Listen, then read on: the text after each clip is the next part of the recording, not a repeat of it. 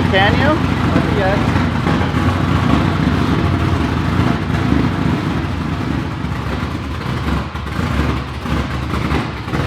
Did you just look for seat belts? He just looked for a fucking seat belt.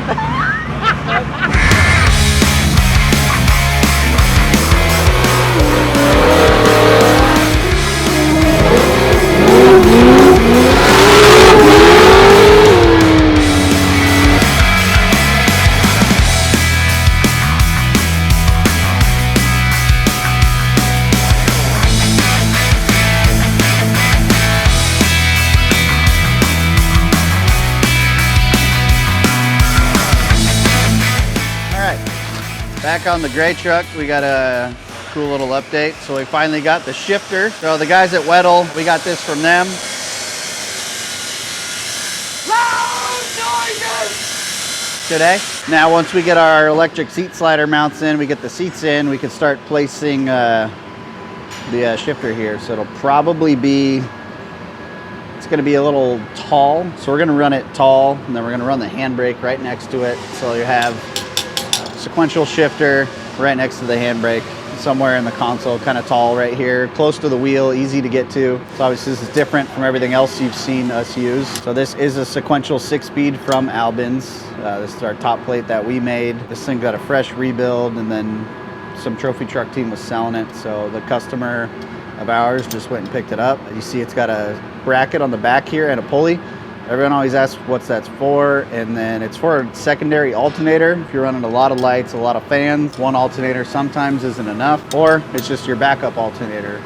If you don't have room on the engine to run it there, you run it here. Pretty excited about this. We still got to figure out our shift knob, because the load cell shift knob that Weddle used to sell is no longer in production, and we need that because we need to hook that to the ECU, because when you shift, it cuts ignition so you're able to shift.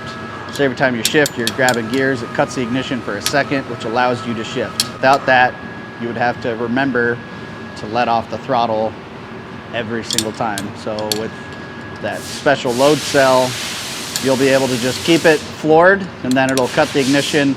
You know, usually hear like a pop or something like that every time, maybe some fire. So yeah, pretty cool. We got lower arms for this thing coming from Laser, but those are getting processed right now. Maruzzi's building a big block for it. So we are doing a 555 Dart big block in this thing. So it'll be naturally aspirated big block, dry sump, race gas. It'll be about 950 horsepower. So it'll be the same motor we're doing in the Tundra. So we're building 2 of them right now. Pretty excited for that. Big block power and a sequential 6-speed. This thing will be a lot of fun to drive. This sounded weird. This thing will definitely be a lot of fun to drive with that power plant and this transmission. So excited for that.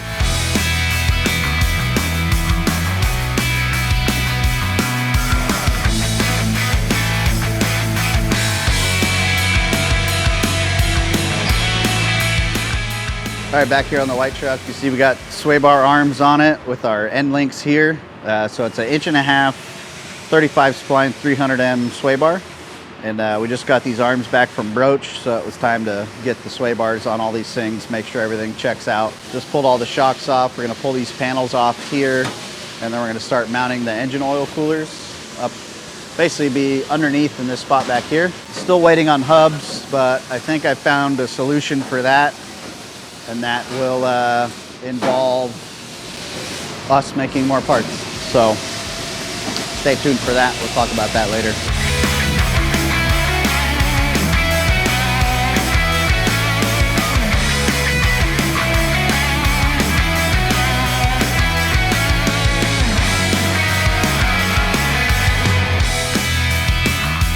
What's up, Ryan? What are you doing? Tightening these to the carts. Securing the welder, sir. Oh my God. Well, there you go. Our resident Chipotle bag is putting our new water coolers on our new TIG welders. Yeah, that's dirty. Or scratched already. Haven't even used it yet. But anyway, water coolers for our new TIG welders. What are you making? I'm making misalignment spacers for the sway bars we made the other week. Sway bears. Sway bears. You totally said it like that too. Where does that even come from? I don't know. Where are you from? Maine. Maine guy. What's up, man? Wicked. Freaking wicked. Making some misalignments for our sway bar arms. So this is the misalignment for the rod end that we use with our sway bar arms. Sway bears. And yeah, making more end links for the fuel cell sway bar setup, like the Raptor. So making short ones for that, making some longer ones, like the truck showed you out there, making some longer ones for some one-off 2500 stuff. Bailey's soaking up the ground. Nothing too exciting in the mill right now. We're making a bunch of fixtures for a bunch of little parts. Now that we got this far, we're gonna machine out about 5 pockets on each side, and then we'll be able to load that and be able to run 10 parts at a time instead of just loading 2 or 3 into the soft jaws or something like that. And then we're gonna machine our new trailing arms after we finish these fixtures. These will go back in and start making some new trailing arms. More ZR2 arms on the 5-axis. So these are actually the passenger side, which we only have, I don't know, 14 left to go, 15. So if you want to run raw arms on your ZR2, they're ready to go. So you can buy them right now. But after that, we're gonna set them all to anodize. We're gonna do some black ones this time, and then we're also doing our standard gold. Kibbetech.com.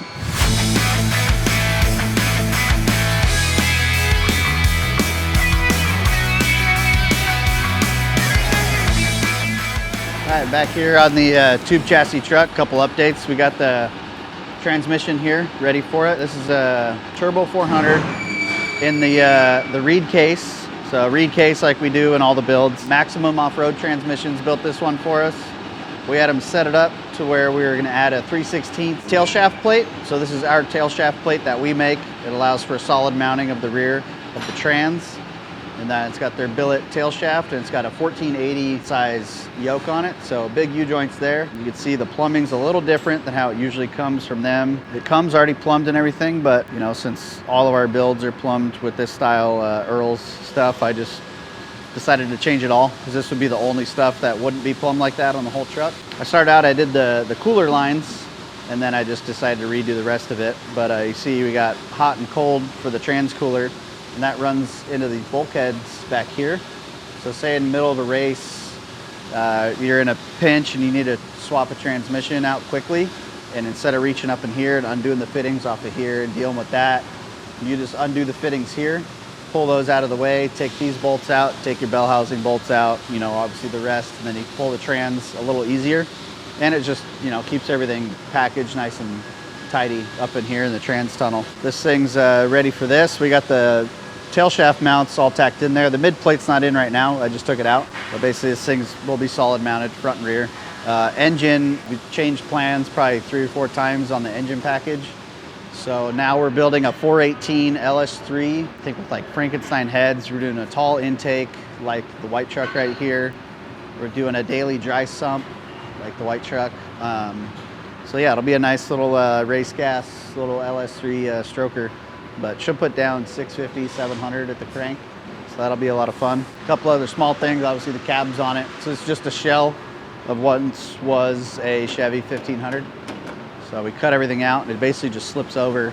And we're gonna do some simple mounting to where we can just kind of bolt the cab on, and then say during prep or whatever, if anything happens, this thing's on its lid, just unbolt the cab, take it off. Probably do some testing like that too without the cab on it. Pretty much gutted everything in the cab. We'll probably gut some more out of the rockers just to lighten this thing up a little bit. But I mean, right now, it's pretty light. I can pick up the corner by myself. Another thing, seat mounts. So we changed the seat mounts a little bit. We had these made already. Felt like it was a little low. We made some taller ones with a little bit different of adjustment in them. Fits a lot better now. Got another dry sump tank for this one.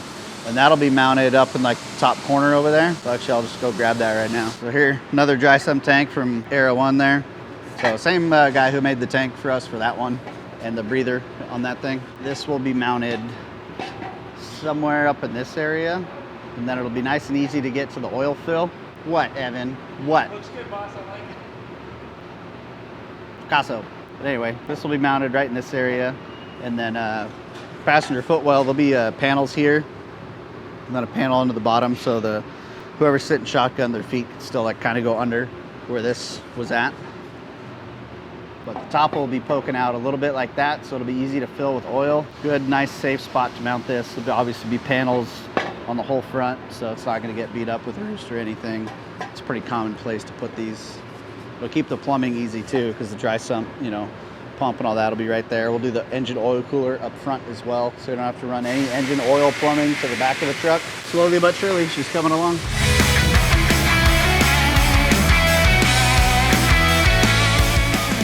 All right, back over here on this side of the shop, you see everything's moved around again. We got the D90 out of here and into the fab shop because we're doing the firewall and all that stuff on it. So that was a little messy for this side of the shop, because I try to keep this side clean for final assembly and stuff like that. So yeah, final assembly on the back half of the Raptor. Also, we got some new wheels. The other ones didn't fit the Curry rear end, the drive plates or the center cap deals. So pretty much we had to dismount them all anyway and machine out the centers and all that. I just said, let's just put Innovates on it. You know, we're doing raw machine to everything anyway, so these wheels match all the billet stuff perfectly. Almost done with the fuel cell plumbing, started getting all the 12 points and prepped all the pivots. Still waiting on the truss from Curry. Pretty much done with the, almost done with the fuel, and then we'll get the bed back on and get this thing on its own weight. The shocks are down at KDM. He's doing like a base valving in them, and we're powder coating the coils. The rear coil's black. So if you know, in a 3.0 King race series, you can't take the upper spring off without taking the shafts and all the valving out of the shock anyway. So getting the coil springs powder coated because they were blue and nothing on this thing's blue. Moving along over here, we got Chrome Truck. We just set the alignment, squared up the rear end, got all the jam nuts all tight on all the upper links and tie rods, steering wheel centered, the toes all set, nitrogen all the shock, kind of cleaned everything up a little bit. Yeah, so it's pretty much ready for dyno and paint and body interior. Just basically just gonna sit here until those guys give me the green light, which hopefully is in the next week or so, and then we won't see it for a little while. Before that, let's go take it for a spin.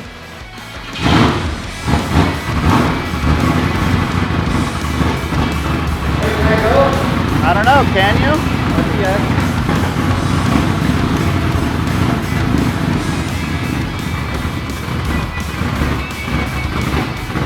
Did you just look for seat belts? He just looked for a fucking seat belt.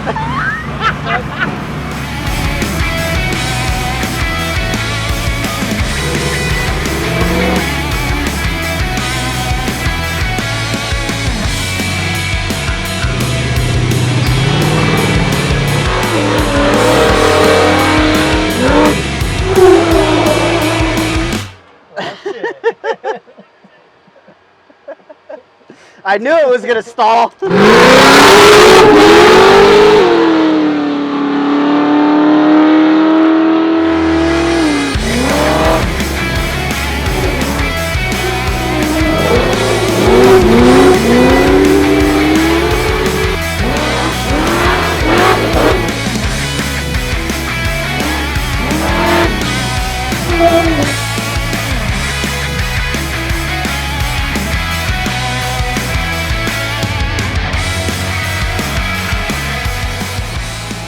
If you win this beauty pageant, what is your goal?